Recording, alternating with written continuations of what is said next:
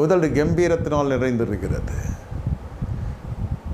நாவில நகைப்பு இருக்கிறது, உதடில் நகைப்பு இருக்கிறது, உங்கள் முகங்கள் எல்லாம் பிரகாசிக்கிறது. ஆனால் இப்படியெல்லாம் பிரகாசம் குன்றி போவதுக்கான காரணம் என்ன? இஸ்ராயேலில் வாசிக்கிறோம், நெகேமியாவில் தயவுசெய்து பழைய ஏற்பாடு நினைக்காதீங்க, புதிய ஏற்பாட்டில் எழுதப்பட்டிருக்கிறது, அந்நிய நகத்தோடு பிணைக்கப்படாதிருப்பாயாக. அந்நிய ஸ்திரீகளை சேர்த்து கொள்ளுகிறோம். எங்கள் சுதந்திரங்களாம் எங்களை விட்டு போய்விட்டது. எப்போ வீட்டில் குடும்பத்தில் தகராறு வருகிறது? எப்படி இது வரலாம்? நீதிமானுடைய கூடாரத்தில் கம்பீர சத்தம் உண்டாகும். தேவையில்லாத ஜனங்க குடும்பத்துக்குள்ளே பிரவேசிக்கிறாங்க. பாவியாக மனுஷன் பெரிய நன்மையை கெடுத்து போடுவான். செத்தை பரிமளக்காரில் தைலத்தை நார பண்ணும்.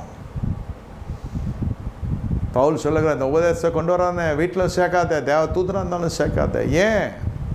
ஆவியில் ஆரம்பித்த நீங்கள் மாம்சத்தில் முடிக்கிறது என்ன? உங்களை இந்த சத்தியத்திலிருந்து மயக்கினவன் யார்? கலாத்திய சபையை பார்த்து கழிந்து கொள்ளுகிறான் பவுல் அடிகளார். காரணம் என்ன? அவ்வளோ கஷ்டப்பட்டு அந்த ஆத்துமாக்களை கிறிஸ்துக்குள்ளே ஆதாயம் பண்ணின மனுஷன் திடீர்னு அவர்கள் ஒரு மயக்கத்தில் பேசுகிறாங்க. 4 நட்சத்திரம்லாம் பார்க்க போயிட்டான் நம்மால். 4 நட்சத்திரம் அது பார்க்க ஆரம்பிச்சுன்னா அது அப்படியே எங்கெங்கேயோ கொண்டு போய் விட்டுரும்.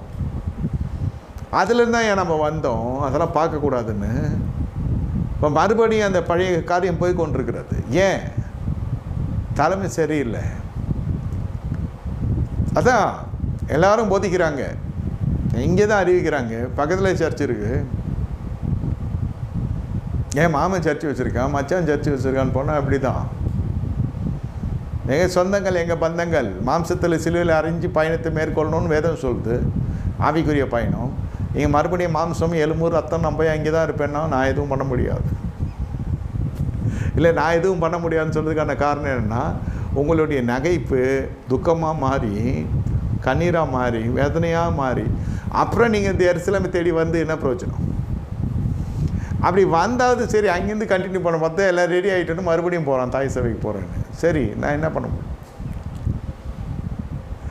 சிலது அது அப்படி தான், பாரம்பரியத்தை விட்டு வர முடியாது. அதனால் பல இழப்புகள், பல நஷ்டங்கள், பல கஷ்டங்கள்லாம் வரும் என்று சொல்லுவாங்க. எல்லாருடைய பகைமை நம்ம சம்பாரித்து கொள்ளணும். கஷ்டப்படுகிற பொழுது யார் வந்தால் அதெல்லாம் தெரியாது. எல்லாரையும் விட்டுட்டு நீங்கள் போகிறதுக்கான காரணம் என்ன? இப்போ என்ன தவறு நடந்துச்சுங்க? மாம்சம், லாபான், பார்வோன், இந்த ஆவிகளெல்லாம் நம்ம வட்டாரத்திலே இருக்கும். இதெல்லாம் நம்மளை கண்ணீர் வர வைக்கும்.